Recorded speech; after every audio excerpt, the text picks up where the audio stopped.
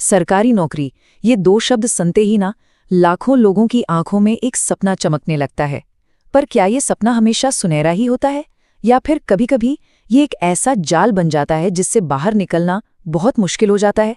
चलिए आज इसी को थोड़ा और करीब से समझते हैं।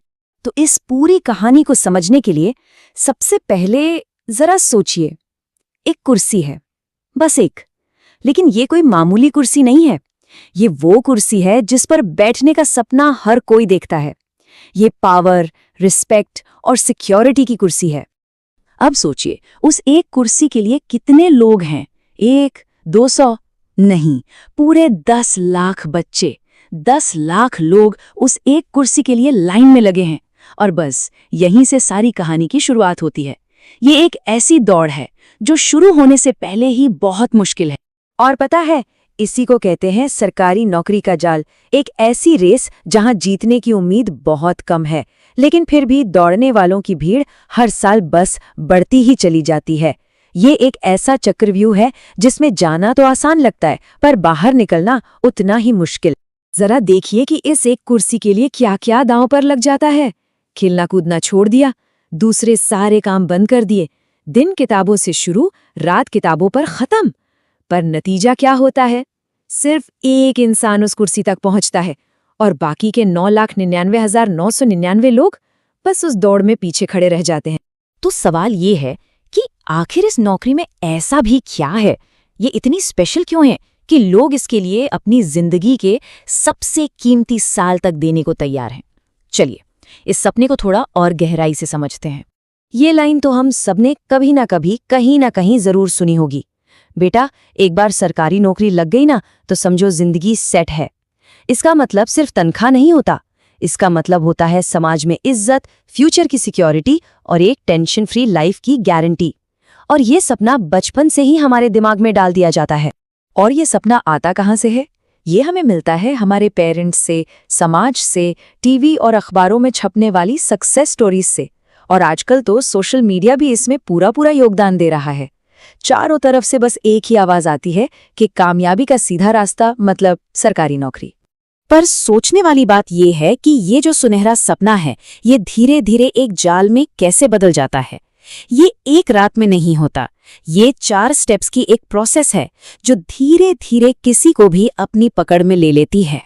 तो ये 4 कदम कैसे काम करते हैं? पहला कदम है सपना देखना।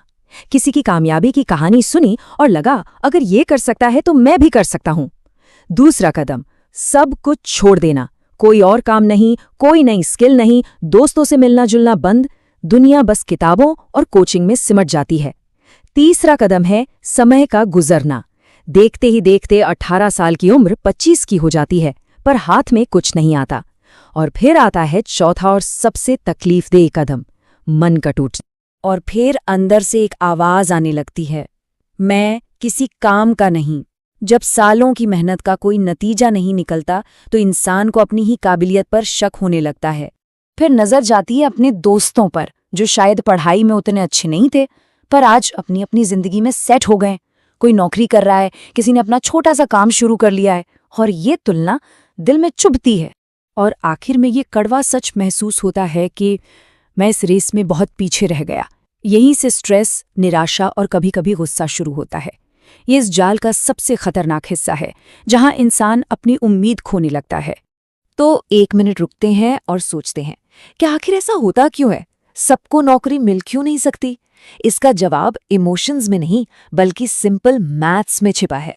ये स्लाइड पूरी कहानी को एक तस्वीर में दिखा देती है। प्रॉब्लम सीधी सी है, डिमांड और सप्लाई की।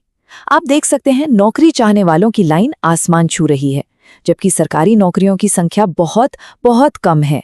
ये एक ऐसा गणित है जिसमें ज्यादातर लोगों का हारना पहले से ही तय है। इसको एक और आसान तरीके से समझते हैं। मान लीजिए एक माँ है जिसके 10 बच्चे हैं, लेकिन उसके हाथ में मिठाई सिर्फ एक है। अब वो चाह कर भी सबको तो नहीं दे सकती ना, उसे किसी एक को ही चुनना पड़ेगा। बस हमारे देश में सरकार की हालत भी कुछ ऐसी ही है। तो क्या इसका कोई हल नहीं है? क्या बस इसी जाल में फंसे रहना है? नहीं, बिल्कुल नहीं।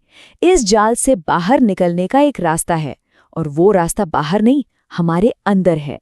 हमें बस अपनी सोच और अपने काम करने का तरीका बदलना है। इस फर्क को समझना बहुत जरूरी है।